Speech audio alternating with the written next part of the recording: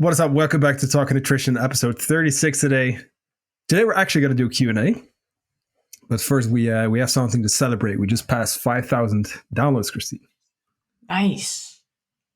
On to the 10K is next. Mm-hmm. Also, by the way, so for people listening, we are also on YouTube where we do have video as well. So if you would like to see us as well, look us up on YouTube, Talking Nutrition Podcast. We are currently growing by just about 1 to 2 subscribers a day, which is really cool.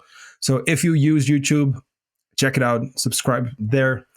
And of course, feel free to, drop us a like, say what's up, and just comment on any of the videos. Like we're getting questions there too. And anything you guys ask, like we'll just take it in consideration for your, upcoming episodes. Because right now, like, other than like the interview I did with my client, like we've just been doing Q&A stuff just to kind of catch up, I will probably do a few more coming up. So either way. So if you are new here to the channel, this episode is brought to you by KA Training and Nutrition and Odyssey Coaching Systems, and your phone is going off. But if you are ever looking for more personalized help with your training, with your nutrition, feel free to hit us up, and we will always make sure that everything is linked in the show notes. So that goes for my company as well as Kristine's. So wanted to get into a few questions today. But first, do you have any updates, Kristine? Not really. Same old. I was able to go to Canada, which was really nice. I haven't been able to get over there between my green card. Like I didn't have my travel permit. And so that took longer than expected. It's usually supposed to take like 6 months and it took almost a year. And then add COVID crap on top of that. And so it was basically like 2 years that I wasn't able to get over to Canada. So I finally went, spent like Thursday to Sunday night, and it was great. Cool. Got a new logo up as well. That's pretty much it. Oh, yeah. We got this made.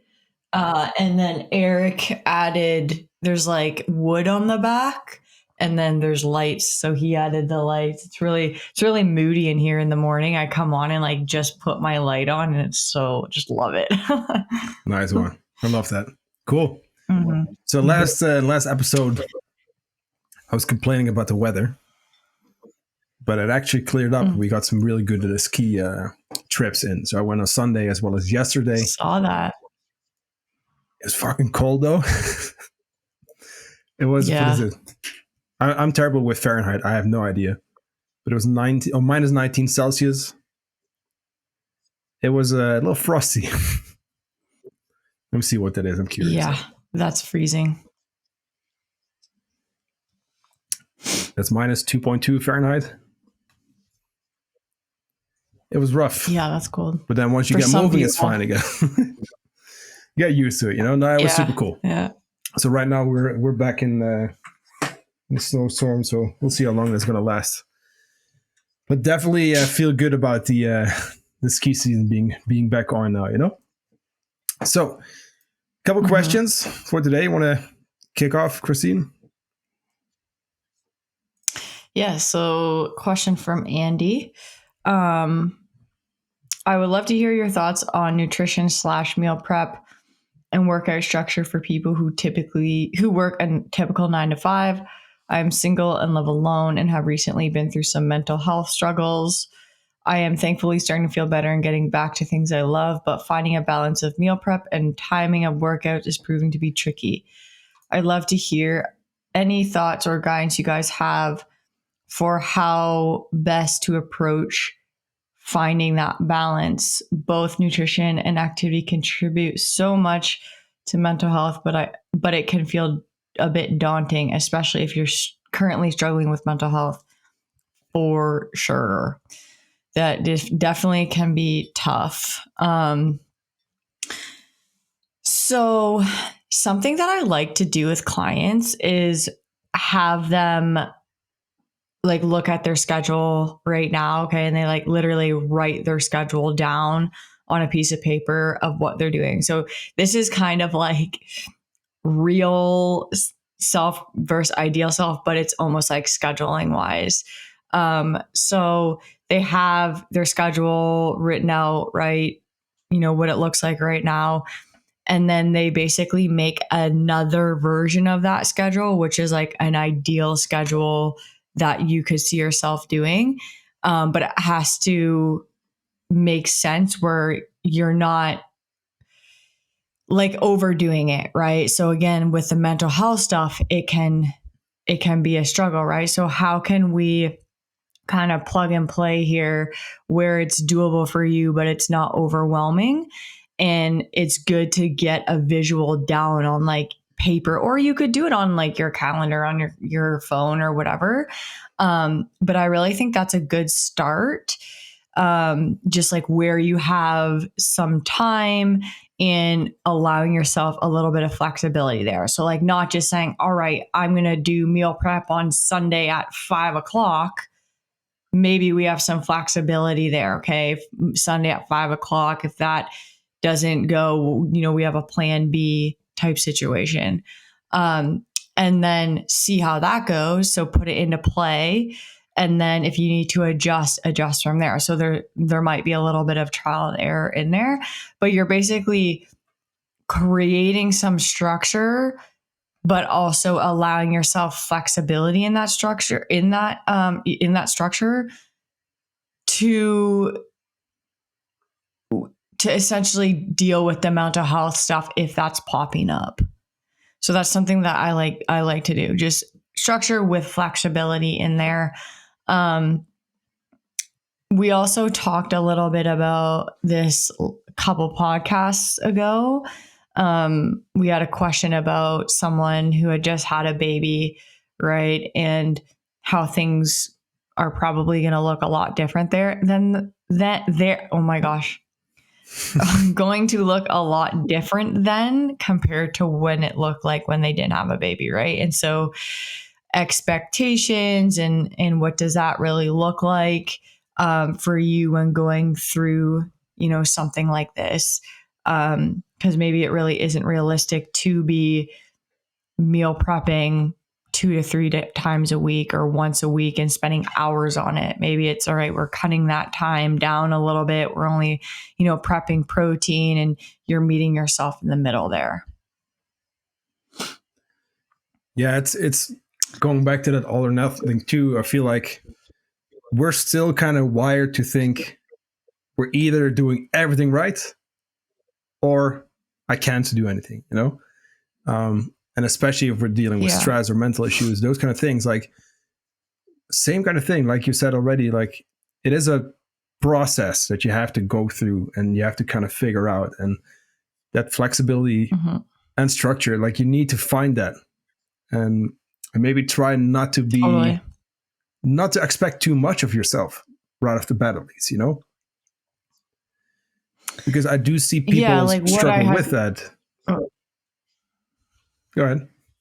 Yeah. What I had talked about in that last podcast is like, say with meals, right? Maybe you get some pre-made meals that are still on the like healthier side that are easier for you. Like, what is it, that grocery store like Hebe or like Trader Joe's or those type of places have these pre-made foods. Like they have pre-made chicken or like rotisserie chicken. They've got, some good vegetable dishes, or you go with like frozen, just to make things easier on you for right now, when you're going through something like this. And again, it's not that all or nothing. You're meeting yourself in the middle there and you're making it easier on yourself. It doesn't mean that you're off track by doing that, right? Or like with training or workouts. Again, I just had this conversation with a client. Maybe that day it's like, okay, today I'm mentally struggling, but I want to work out, but I don't have the capacity to work out for like 60 minutes. Okay, maybe we just do like part A and part B and we call it a day. Or say, okay, like I'm struggling a lot right now. Could I go for a walk, right? Instead of just staying inside, because we know that's going to help mental health, right? It's very, very helpful in that regard. So maybe it isn't always, okay, I need to train this 60 minutes and it needs to be like for 5 days a week, maybe it's okay. Like I'm going to again have some flexibility within that. Maybe it's just a walk one day. It's getting out in nature, or maybe it's just doing part A and B, and maybe it's doing 20 to 30 minutes instead of 60. So you're meeting yourself in the middle there. Yeah. And what I like to do as well is just trying to remove stressors and things that take time and energy, which goes back to planning, right? So if you have some stuff that you can plan ahead, personally for me, and this is not for everyone, but personally, I like to just have everything pre-logged in my day if I know I have a busy day coming up, so that in that day, when I know I'm a little extra stressed, I'm very busy, I kind of don't want to spend like mental energy and time and stuff like there, And of course, you don't have to do it that way, but like try to beforehand just kind of know, how can I save time? What can help me save maybe some mental energy somewhere? How can I make it as easy as possible for myself to follow? Yeah. Quick example, if you know, like, hey, I'm usually super rushed in the morning, make your breakfast in the evening, like those little things. And if you find those little tips and tricks there, like I do think that can help. But trying to think, hey, what can I do now to just make it easier for myself? Maybe tomorrow or later in the week. Totally. Yeah. All right. Or say someone is tracking macros. Okay. You could even simplify it there too as well. So maybe instead of focusing on like all the numbers, you just focus on protein and vegetables, right? Or maybe not even, or maybe if it's overwhelming you that week and you're dealing with a lot, okay, maybe we just focus on like 4 servings of protein a day and 1 serving or 2 servings of vegetables a day. Like really, you can really dial it back without completely being off. Yeah. Which is also why I like with clients, like planning times where we don't track, just so they get that practice too. Because, hey, I want you to track. I want you to get the results that way. But I also want you to learn how to do without. I also want you to kind of see, hey, I can actually do without tracking. Let me just go with a plate method, or just focus on food quality, or just my water and steps, those kind of things, Again, making it just easy in the moment. And I think that also comes with, with the awareness of, hey, knowing what you can stick to. And knowing like what's doable for yourself, but also what's not doable. Because, hey, if we are working through mental health issues and we're struggling to find balance, those kind of things, we're busy, etc. Okay, cool. Well, maybe we shouldn't be doing an aggressive cut, for example, or chase performance, or have like a very specific goal, like let's be a little bit more flexible and then really chase your goal during a time where you feel more ready for it. Yeah. Again, going back to planning once again. I feel like everything just comes down to just being a grown up and planning ahead with a lot of things. And sticking to our schedule too, but okay. All right. So this question from David, and we actually had a chat a couple of days ago. So I currently count calories on Myfitnesspal, and I'm set at 2,500 calories per day. I weigh 200 pounds, and I am 5'10". I would like to stay this way, but lean out. If I work out and I use up 500 calories during the workout, how do I factor that in when eating throughout the day? I hope this makes sense. I've asked others and I get completely different responses. So my question would be measuring calorie intake for the work that I do throughout the day.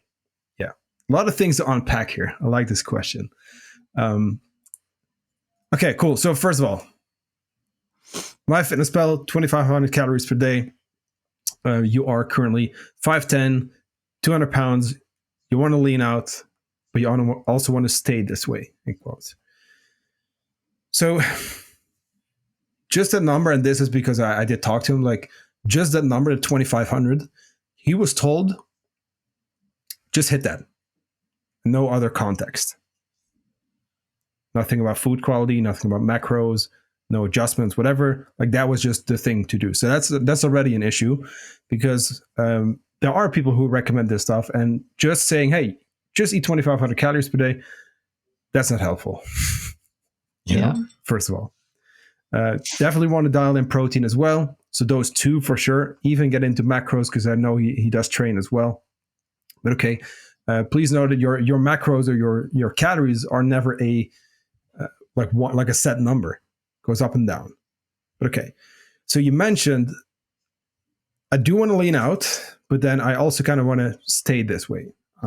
We were just talking about this off air, which I do think could be a dude thing, because I've seen this a couple times too, where sometimes we don't want to get under the 200-pound mark. It's like this mental thing to that. But okay, if we want to lean out and you actually want to see results and progress fast enough so that you don't fall off and get impatient, because that is with a lot of people. If we're speaking of like body recomposition, most people are not going to be able to stick to that long term because it's too fucking slow. If we want to lean out, you're going to have to lose weight. Doesn't mean you can't go back to that 200 pounds. If you really want to go back to the 200 pounds, that's cool. But let's then do that afterwards by going into a lean gaining phase. Okay. Long story short, I do think that if you actually want to lean out and you want to see results and you want to do this effectively, that you do need to go in a diet, calorie deficit, stick to that for a long time. Sorry, little while, I should say, not long time. And also adjust your calories on the way down when you slow down in terms of weight loss. Next thing to unpack is the 500 calories burned during a workout. Yeah, not the case. That's my short answer. I don't think you're going to be burning 500 calories in a workout. That would be a lot. We know, and we did a whole episode on this, but fitness trackers are highly inaccurate, like even the newer ones, right? I think that was a 2022 study that we talked about. Even with the newer models, it was up to 50% off in terms of calories burned. They're not useless, but looking at calories burned, we cannot rely on fitness trackers. So that's one. Which means that we're just not going to know how many calories we are burning at the gym from working out.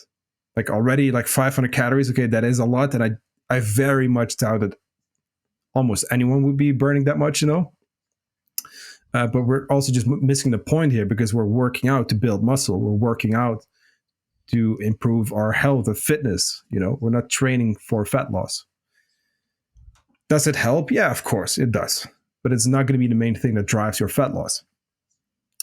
So in terms of factoring that in and, kind of like measuring calorie intake for the work that you do throughout the day, we don't know how many calories you burn throughout the day. We can get a good estimate and we can put you, into a calculator and kind of figure out, hey, this is what we expect it to be, but we're never going to know.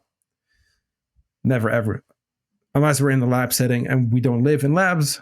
So that being said, let's look at your metrics as well as your food intake. So if you were my client, what I would do is start off with a maintenance phase where we actually calculate your maintenance calories. We look at where you're currently at, and then we're then going to work you towards that. We're going to bring you up, possibly, or down if you're over that. But we want to make sure, hey, that expected maintenance, is that roughly right? Are you maintaining there? Is that higher or lower? And that's going to be important if we then want to go to the deficit, because we need to calculate that based off your actual intake to where your weight is staying stable. Then we can adjust based on your average body weight, things like measurements, photos, etc. But that's where you want to start, because 2,500 calories, okay, yeah, maybe that works, maybe. But at some point, it's not going to be enough to really stimulate fat loss, because you will have to go down. Calories burned, we're not going to know. So I would say set a step count, right? 10K, whatever, 9, preferably 10. Because that's actually a good way to make sure that you are moving throughout the day and you are burning most calories, because that's kind of like a different factor of your metabolism that you can influence more, and that actually burns way more calories, 3 times as much as exercise. So I would actually focus on steps for that. But again, man, calories burned, we're not going to know. We're actually never going to know.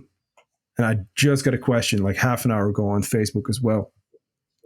from, someone else who asked me like, hey, like, so I'm reading a lot of, conflicting information here. And I was wondering, so I see people talk about like the best exercise for fat loss and stuff, and best way to burn fat. It's like, well, fuck. Okay. We're still trying that, we all know people, all right. If you go to the gym, at least we all know people who go to the gym for years, who get on that same fucking treadmill every single time, or the bike, or the whatever, or the step thing, whatever it's called. Stepper, I don't know. You know what I mean? And they look the exact same. And all they're trying to do is exercise for fat loss. And it never fucking works. Like, show me one person who actually loses the fat and keeps it off and has a healthy relationship with food and exercise and has success long term. Like, it's not a thing. Right? And I do feel bad because I used to think that's the way, to lose fat. I know. Yeah, it's like it's just a lack of knowledge. Family. Yeah, that's the thing. It's a lack of knowledge. And, family, friends, like so many people think like that's the way to go. But in reality, like, no. If we don't address the nutrition side, like exercise is not going to do it in terms of fat loss. Okay. Did you have anything else to add here, Kristine? I'll add something. So like a lot, what I usually mention too is when we're looking at fat loss, majority of that's going to come from nutrition. When we're looking at muscle building, majority of that is going to come from training. They're both are important for each, but one usually overtakes the other. When we're trying to build muscle, yes, nutrition does come into play in terms of like you need to be eating enough, but the actual muscle building is going to come from the training. Whereas like fat loss, yes, you can definitely work out and like add in some cardio that's going to supplement that. But majority of that fat loss is going to come from nutrition, because if you're just doing cardio and like he said, and your food is staying the same, a lot of times we won't see change there. Yeah, and going back to the 200 pounds, like it's cool. If you want to go back there, that's fine.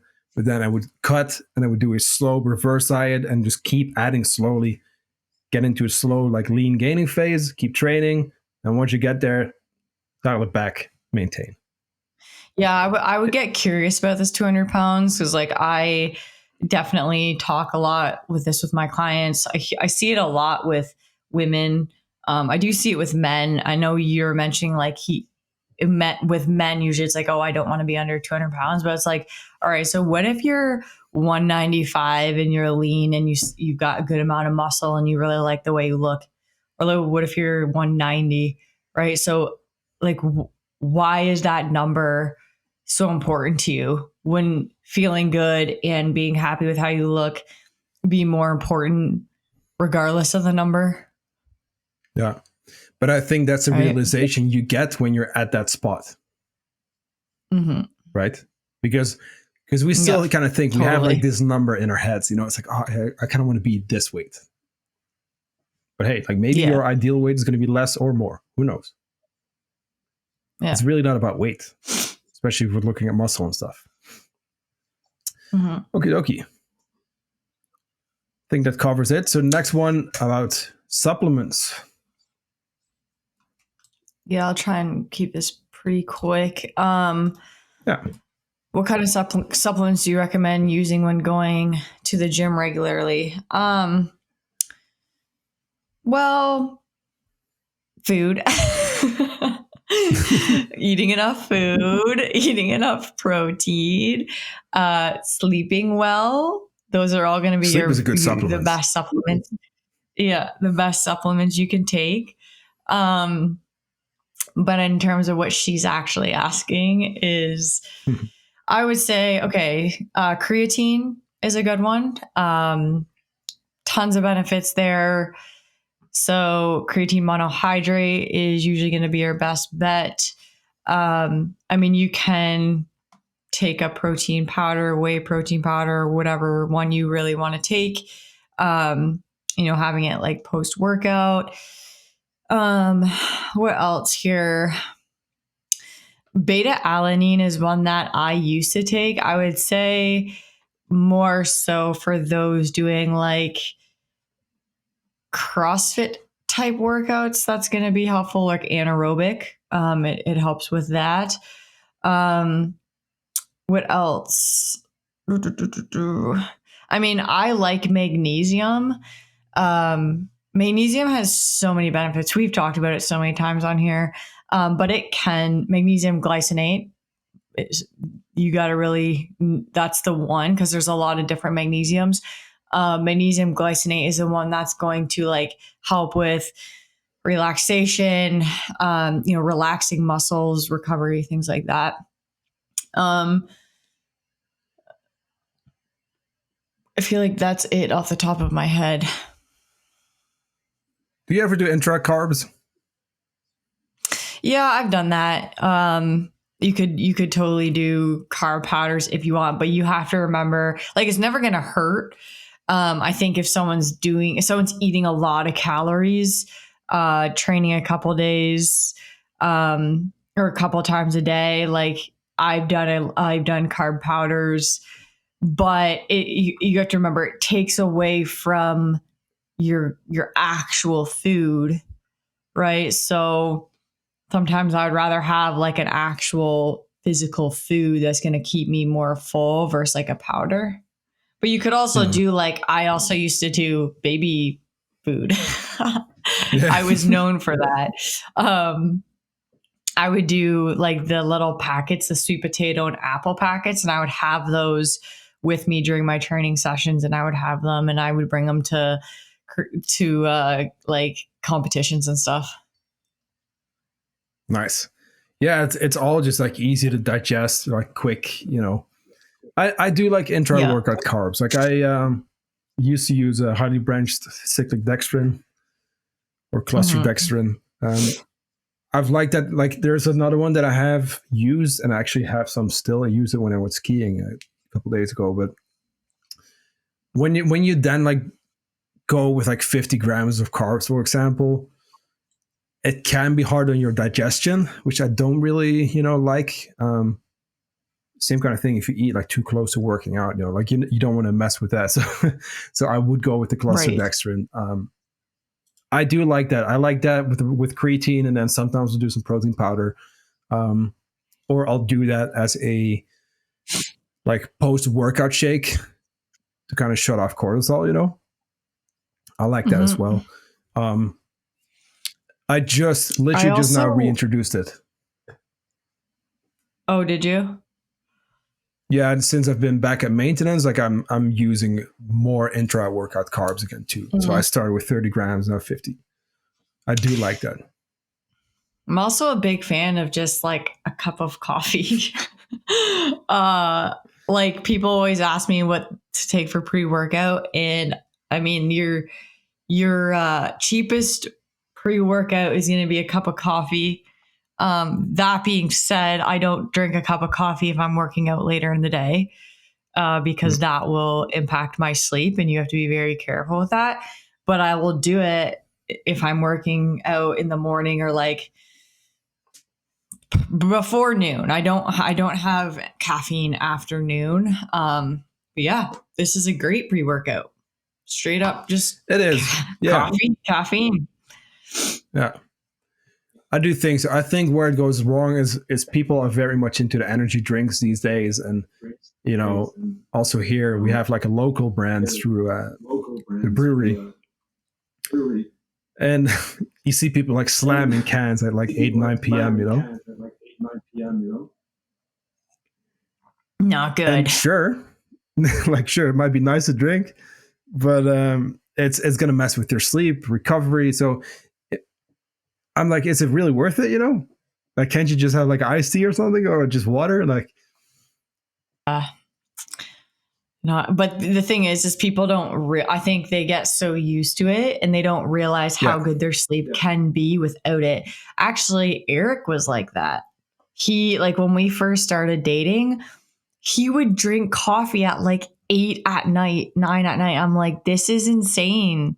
Like, how are you doing that? And then he like it wasn't like I was like, you need to stop. Like, I really didn't care. I mean, it was up to him, but he just like stopped doing it. And I'm like, so how do you feel now? From like actually drinking the coffee and then not. And there's a difference. He'll for get sure. into deeper sleep, but he didn't realize that because he was doing it so often. So this was 2 years ago, maybe. I talked to Aaron Strager, because he had posted his experience with like not doing any caffeine for like 30 days. So I was like, yo, I know that I'm currently drinking too much caffeine. How was your experience with that? How did you feel? So you sent me a audiobook. I think it's called Caffeine or whatever, but like it's kind of worth checking out. But it's not anti-caffeine, by the way. It's just like very just objective. But I tried it for 30 days, and the first 2 weeks, it was terrible. My energy was the worst. It's kind of like a feeling of like, it's a combination of dehydrated, just a general headache, and then like being hungover. That's what it felt like. And then after 2 weeks, it kind of becomes normal again. But anyway, long story short, after 4 weeks of not having any coffee, I was like, okay, let me just have one again. And it was like 2 p.m. And at 2 a.m., I was still like in bed like this, Oh, I could not no. sleep. So like my sleep, like throughout that 4 week period, just got better and better and better. It was amazing. And then once I had coffee again, I swear, like 2 a.m., I was still up just from that cup, like 2 p.m., Yeah, it's having it later. Oh, not good. But I got to do that again, to be honest with you, because I'm drinking too much coffee right now. But we are at the 30-minute mark. Talk to you next week, Kristine. Thank you for listening. And yeah, you know where to find us. Like I said, subscribe to YouTube, check us out there, and then we'll be back with more Q&A next week.